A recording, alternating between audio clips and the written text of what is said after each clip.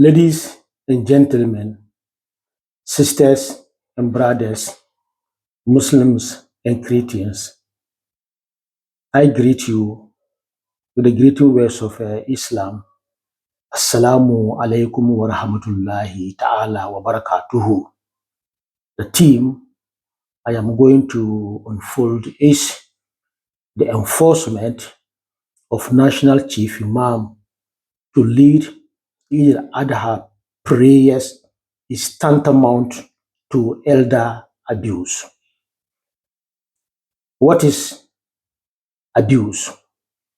Abuse is to use something for the wrong purpose in a way that is harmful or morally wrong.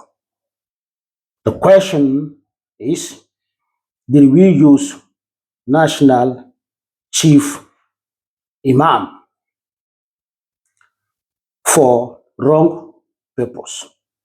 The answer is yes.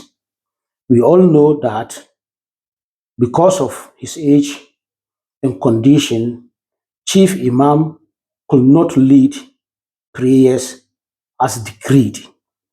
But because of our differences in Akida, nobody will compromise to follow an Imam whom he does not share the same Akida with. For example, Ahl Sunnah will not follow Tijaniya Imam when leading prayers, and vice versa. The same thing applies to the rest of Islamic denomination. That is one of the reasons they force this old man of 106 years old who could not stand firmly on his feet to lead prayers. Some peers of National Chief Imam could barely sit down, let alone stand.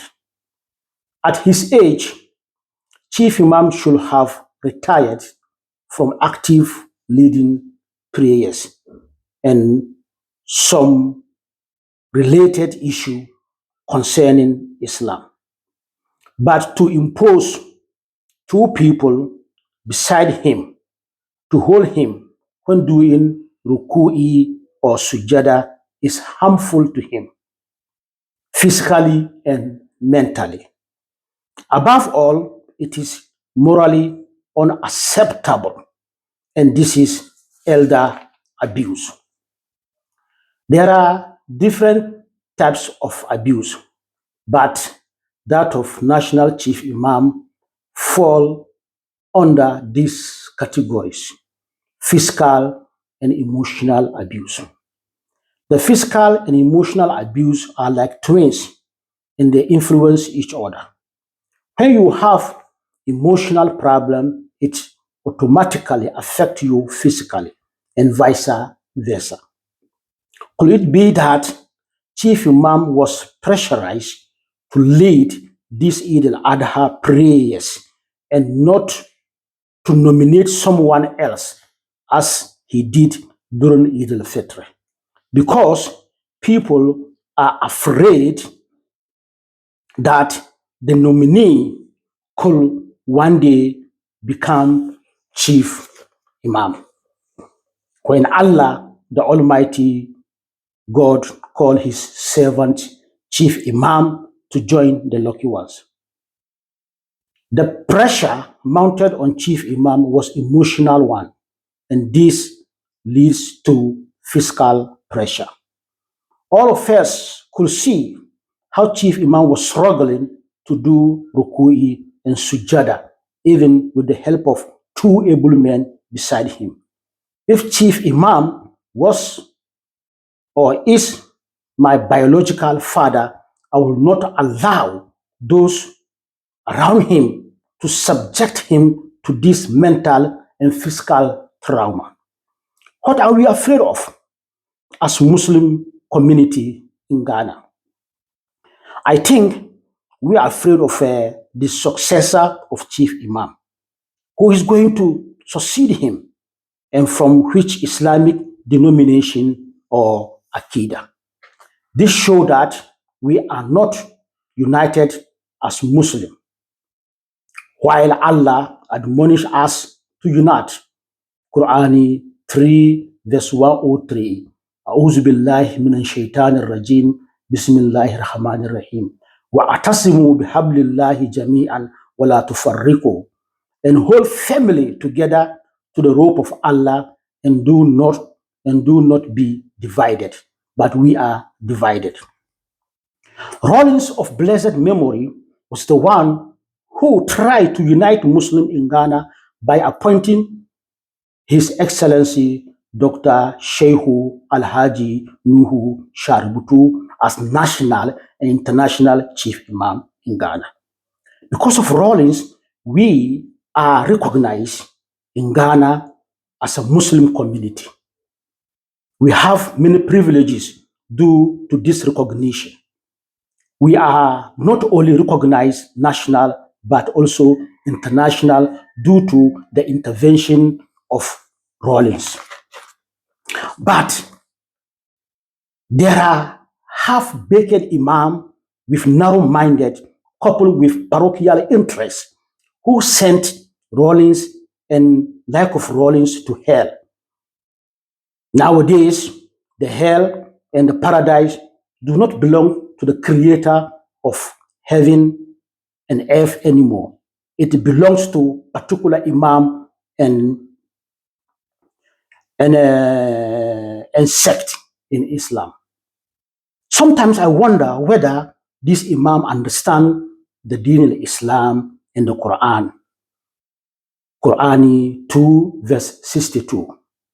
أعوذ بالله من الشيطان الرجيم بسم الله الرحمن الرحيم إن الذين آمنوا والذين هادوا والنصارى والسابئين من آمن بالله واليوم الآخر وعمل صالحا فلهم أجرهم عند ربهم ولا خوف عليهم ولا هم يحزنون.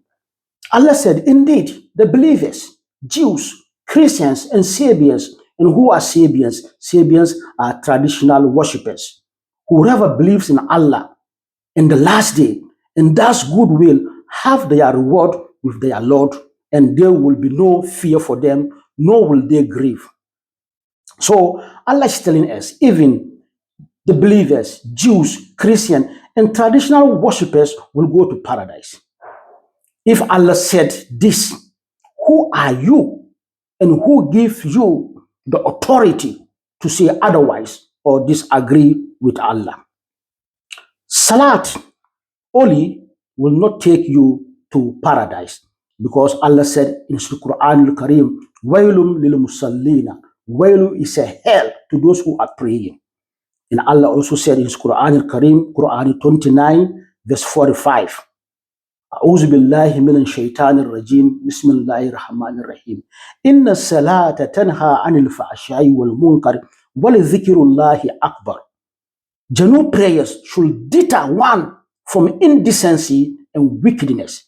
But if you are praying and you behave indecency and you are a wicked person, that means that your praying is useless. At his age, Chief Imam should not be exposed to excruciating pain anymore, both mentally and physically. We should not use our parochial interests to postpone or cover our differences by forcing Chief Imam to lead prayers at all costs. We should face the reality: who is going to succeed Chief Imam when his Lord calls him? Which type of person or caliber do we need to occupy this sacred position? What are the criteria we are going to set for the candidate so that we can check their eligibilities? Do we need a caliber who insult and divide the ummah, or do we need a caliber who accommodate, unite, and a binding factor regardless of religion or Akida? Do we need a caliber who transcend religious or Akida barriers, or the one who is confined with his Akida only? If we are not civilized and mature enough to start devising ways and means to forestall what is going to befall us, we will end up fighting each other, causing mayhem and confusion. At the end, it's the authority who is going to impose his preferred candidate, whether we like it or not. And it will not be like that of his blessed memory, John Jerry Rawlings, because he has chosen a good candidate for us in the person of Sheikh Dr. Alhaji Nuhu Sharubutu. Please release the old man from the tax and duties which have psychological and physical impact on his health. Do not pursue your parochial interests. Show sympathy and empathy to the old man. Moreover, we should be vigilant, civil, and wise enough to prevent what happened to the Muslim Ummah after the death of our beloved Prophet Muhammad sallallahu alaihi wasallam. They say a word to the wise is enough, and only a fool will be applying the same method and expecting different result. Assalamu alaikum.